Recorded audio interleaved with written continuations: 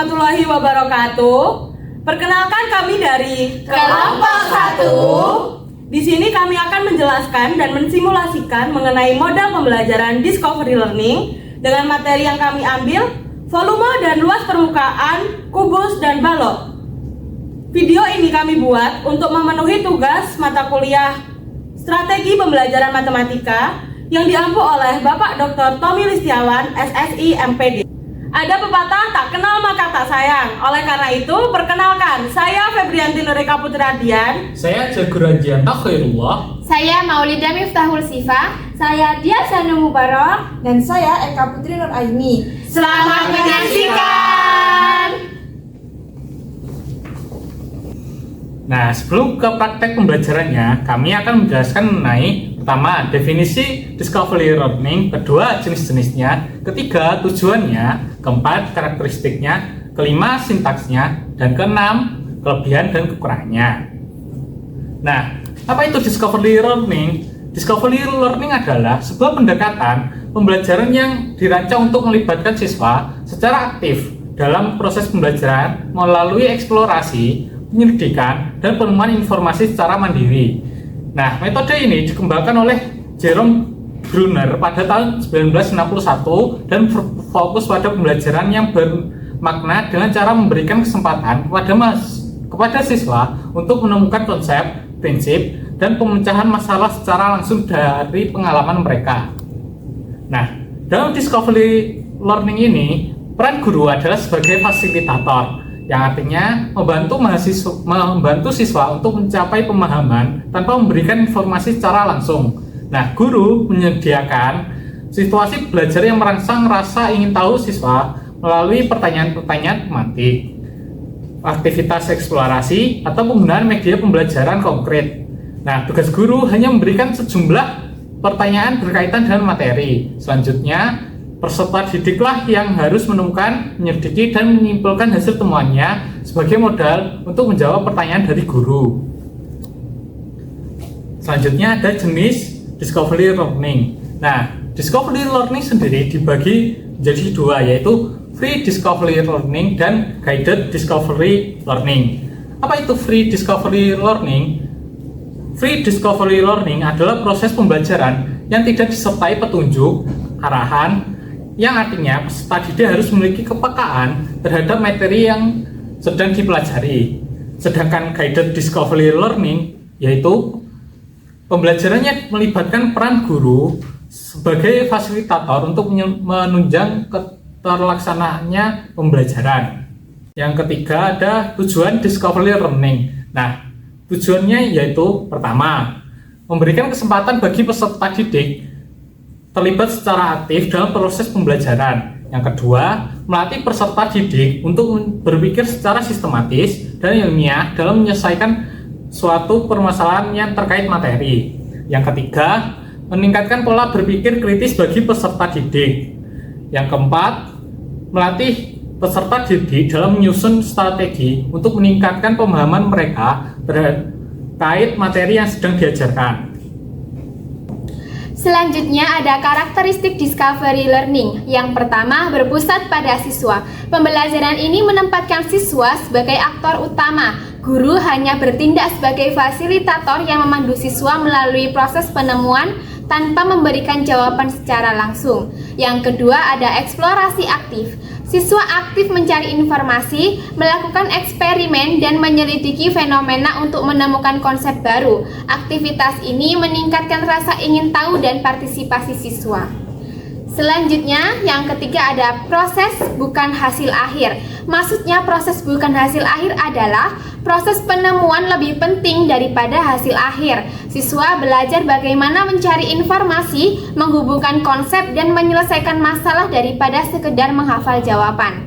Yang keempat, menggunakan media manipulatif atau konkret. Media pembelajaran seperti manipulatif, alat peraga, atau teknologi sering digunakan untuk membantu siswa memahami materi abstrak secara konkret. Dan yang terakhir ada umpan balik konstruktif. Guru memberikan umpan balik yang membantu siswa merefleksikan proses belajar mereka dan memperbaiki pemahaman mereka. Selanjutnya ada 6 sintak dalam Discovery Learning. Yang pertama, yaitu sintak memberikan rangsangan atau stimulation, di mana guru akan memberikan stimulasi berupa masalah, pertanyaan, atau situasi yang menarik perhatian siswa. Untuk langkah penerapan yang akan kami lakukan yaitu dengan guru akan menunjukkan media manipulatif kubus dan balok dari karton yang bisa dibongkar menjadi luas permukaan. Selanjutnya, guru akan memulai dengan pertanyaan pematik seperti apa yang terjadi jika kita membuka luas permukaan balok ini menjadi bagian-bagian kecil. Kedua, bagaimana cara kita menghitung luas permukaan dan volume balok ini. Nah, selanjutnya guru akan memberikan contoh situasi kontekstual, misalnya seperti bagaimana cara menghitung volume kado atau akuarium. Yang kedua ada sintak identifikasi masalah atau problem statement, di mana siswa akan merumuskan pertanyaan atau masalah yang perlu mereka pecahkan. Untuk langkah penerapan yang akan kami lakukan yaitu dengan guru membagi siswa menjadi beberapa kelompok, yaitu sekitar 4-5 per kelompok. Selanjutnya guru akan meminta setiap kelompok untuk mengamati kubus dan balok manipulatif. Kemudian mereka akan merumuskan pertanyaan seperti bagaimana cara menghitung luas permukaan balok, bagaimana cara mengetahui volume balok dan kubus. Selanjutnya, setiap kelompok akan mencatat pertanyaan mereka di LKPD yang telah dibagikan oleh guru. Sintaks yang ketiga ada pengumpulan data atau data collection.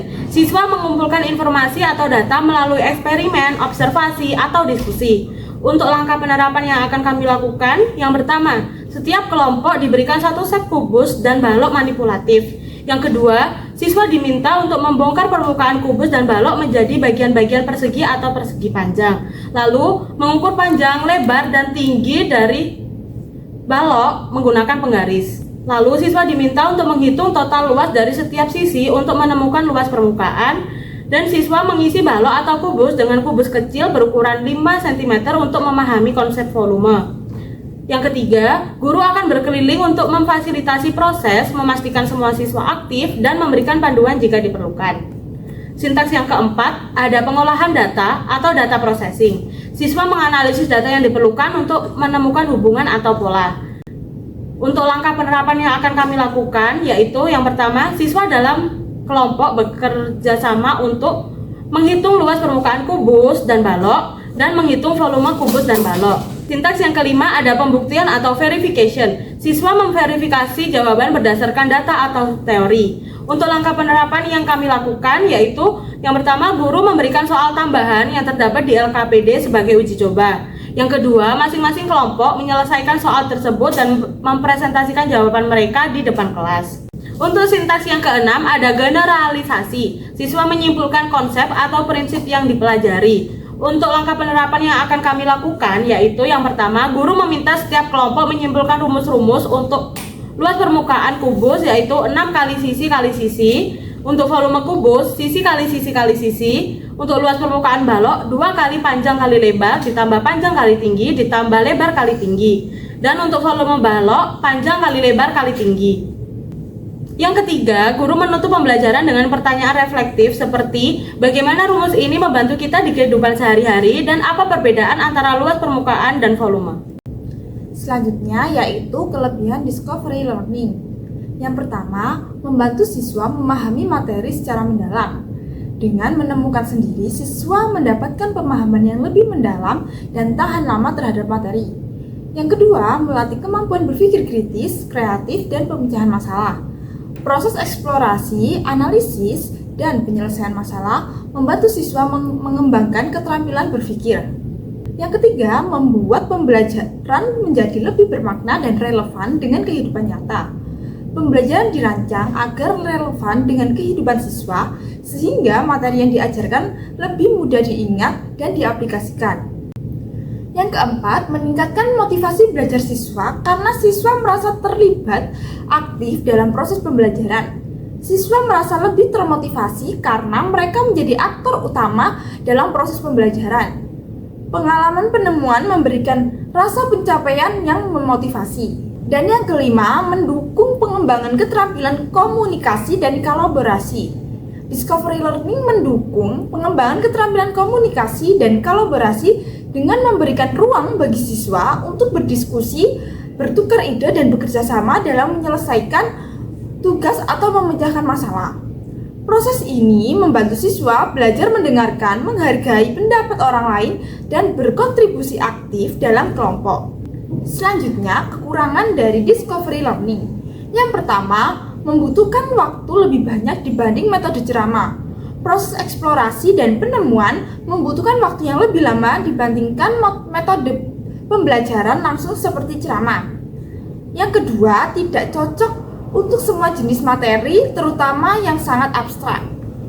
Materi yang sangat abstrak atau rumit kadang sulit disampaikan melalui metode ini tanpa bantuan tambahan dari guru. Yang ketiga, membutuhkan guru yang terampil untuk merancang aktivitas eksplorasi yang efektif.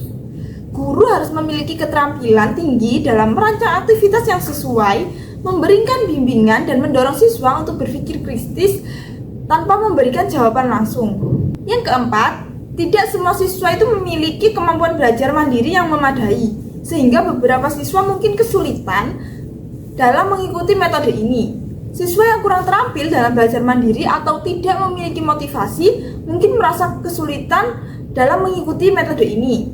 Dan yang kelima, kebutuhan sumber daya yang lebih banyak. Discovery Learning sering membutuhkan media manipulatif, alat peraga, atau teknologi yang memadai yang tidak selalu tersedia di semua sekolah.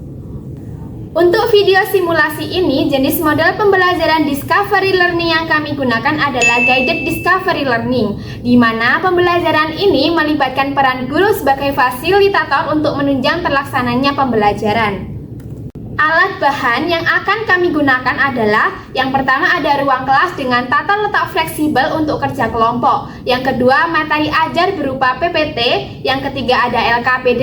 Yang keempat media manipulatif kubus dan balok. Yang kelima laptop untuk guru. Yang keenam proyektor atau LCD. Yang ketujuh papan tulis. Dan yang terakhir ada alat tulis. Asesmen yang akan digunakan adalah yang pertama, asesmen diagnostik berupa pertanyaan pemantik dari guru terkait topik pembelajaran. Selanjutnya ada asesmen formatif berupa jurnal belajar, di mana siswa mencatat langkah-langkah eksplorasi, temuan, dan refleksi selama pembelajaran. Dan yang terakhir, asesmen kinerja berupa proyek eksperimen, di mana siswa melakukan penelitian sederhana, mencatat data, dan menarik kesimpulan.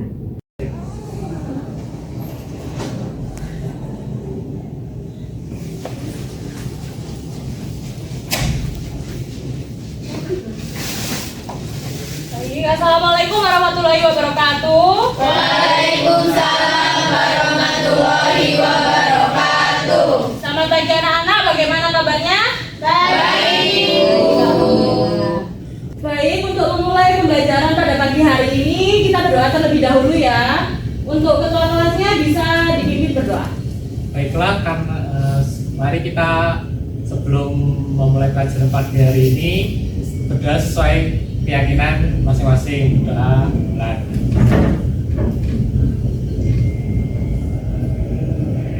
Doa selesai. Baik, sebelumnya kita presensi dulu ya. Untuk hari ini siapa yang tidak masuk? Tidak ada, Bu. Jadi semua ya berarti. Anak-anak, apakah kalian sudah siap menerima pembelajaran hari ini? Jadi pada hari ini kita akan belajar mengenai ruas permukaan dan volume dari bangun ruang, yakni kubus dan balok. Nah, jadi tujuan pembelajaran kali ini adalah setelah mengikuti pembelajaran, kalian akan mengetahui dan memahami rumus volume serta luas permukaan kubus dan balok. Dan yang kedua, kalian dapat mengerjakan soal yang berkaitan dengan penerapan konsep luas permukaan dan volume kubus serta balok. Jadi di sini Ibu punya salah satu bentuk bangun ruang apa ini? Ini kubus. Nah, misal bayangkan ya, ini mau kalian kado nih buat teman-teman kalian. Nah, bagaimana sih cara menghitung kertas kado yang kalian gunakan? Nah, jadi kalau menghitung kertas kado, kalian bisa menggunakan luas permukaan dari balok ini. Luas permukaan adalah ukuran total seluruh sisi yang membatasi suatu bangun ruang. Nah, jadi luas kertas kado yang kamu butuhkan itu sama dengan luas permukaan dari balok ini. Sama halnya dengan kubus. Kubus juga cara menghitungnya sama ya, berarti jika kalian mau membungkus ini sama menghitung dengan luas permukaan. Sedangkan untuk volume sendiri itu adalah ukuran ruang yang dibatasi oleh suatu bangun ruang. Sederhananya, volume menunjukkan berapa banyak ruang yang ditempati oleh suatu benda. Jadi ini di dalam balok ini mudah isi dengan beberapa kubus kecil-kecil. Nah, untuk volumenya sendiri berarti berapa sih kubus yang ada di dalam balok ini? Nah, konsep luas permukaan dan volume ini sangatlah penting dalam kehidupan sehari-hari. Kita dapat mengetahui apa saja aplikasi dalam kehidupan sehari-hari dari luas permukaan dan volume ini. Yang pertama, ada membuat kemasan, yaitu menghitung luas permukaan untuk menentukan jumlah bahan yang dibutuhkan. Seperti waktu kalian membungkus kado, membungkus barang. Yang kedua, ada membuat kolam renang. Dalam membuat kolam renang ini, kalian memerlukan dalam menghitung volume untuk menentukan banyaknya air yang diperlukan. Yang ketiga, ada membuat ruangan dengan menghitung volume untuk menentukan kapasitas ruangan. Dan yang terakhir ada kontainer, yaitu menghitung volume kontainer untuk menentukan kapasitas muatan. Nah, untuk mengetahui lebih lanjut bagaimana cara menghitung luas permukaan dan volume dari balok dan kubus, Ibu di sini sudah ada media yang akan kalian gunakan untuk menemukan rumus-rumus tersebut. Sudah duduk berdasarkan kelompok masing-masing? Sudah. Oke, Ibu bagikan ya.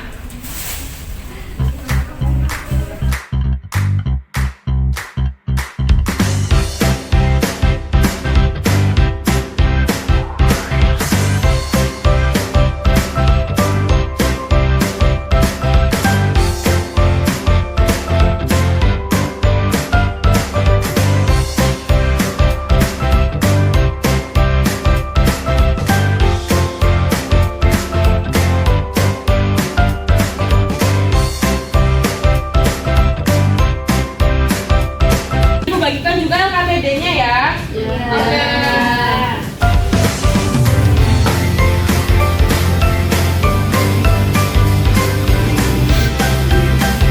Sudah ya.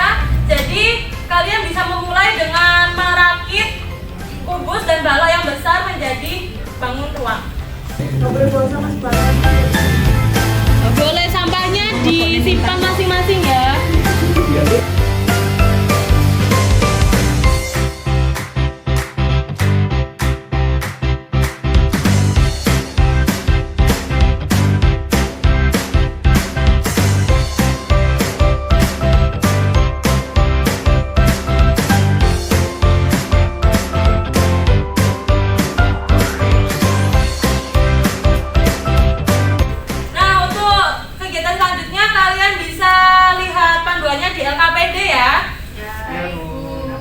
Jadi selanjutnya kalian bisa memasukkan kubus satuan ini ke dalam balok dan kubus secara bergantian.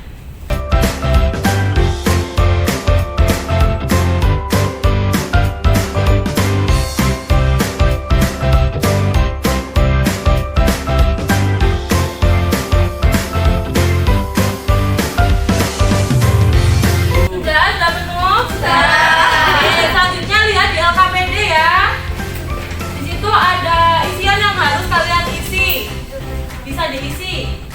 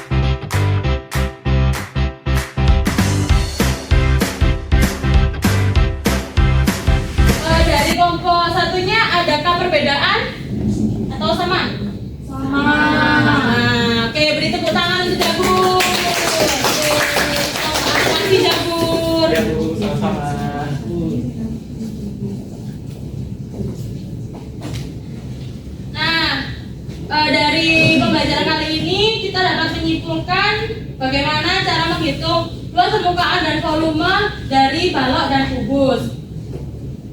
Ibu minta salah satu dari kalian untuk menyampaikan kesimpulan tersebut. Ada yang mau? Saya. Oke, Kak, silakan.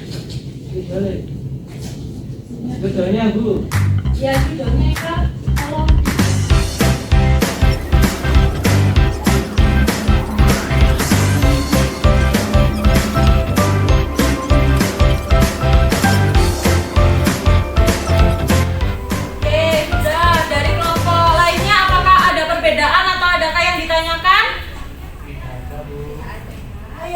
Iya, dari silakan.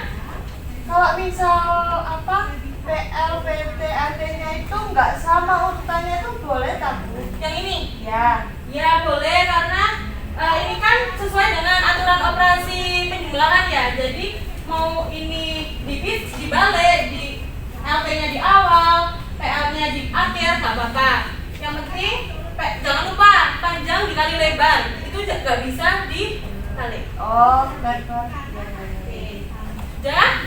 Sudah. Terima kasih ya Kak. Tepuk tangan buat Kak.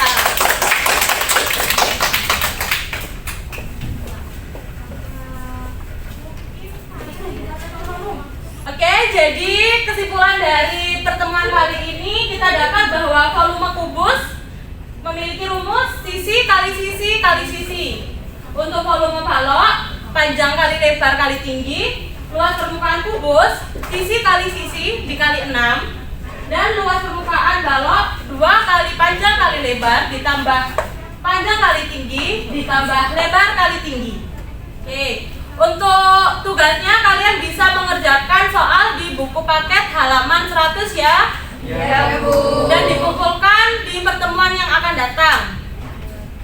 Di pertemuan yang akan datang kita akan membahas mengenai luas permukaan dan volume dari bangun ruang Prisma dan Dimas. Untuk mengakhiri pembelajaran kali ini, ketua kelasnya bisa memimpin doa ya. Ya, sebelum kita mengakhiri pelajaran pada hari ini, marilah kita berdoa sesuai keyakinan masing-masing. Doa mulai. Doa selesai. Memberi salam. Assalamualaikum warahmatullahi wabarakatuh. Warahmatullahi wabarakatuh. Terima kasih dari saya. Tetap semangat untuk belajar dalam kondisi apapun. Oke, Ibu tinggal dulu ya. Ibu keluar dulu. Terima kasih. Sama-sama.